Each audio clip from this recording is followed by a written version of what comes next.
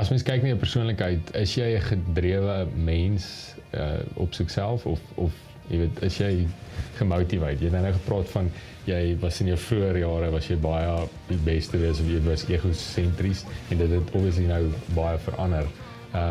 Hoe is jy nog jy weet gedrewe die beste wees en alles of hoe sien jy dit? Ek dink elke jaar raak my ego minder betrokke in my besluite. En ek is baie dankbaar daarvoor. Ek dink ek is 'n baie gedrewe mens, maar dit het niks te doen met geld of materiale aspekte nie. Die hoofrede hoekom ek dink ek is gedrewe is dat ek net my volle potensiaal wil bereik. En ek weet nie wat dit is nie. So ek bedoel, hoe weet jy wat jou volle potensiaal is? Niemand weet regtig nie.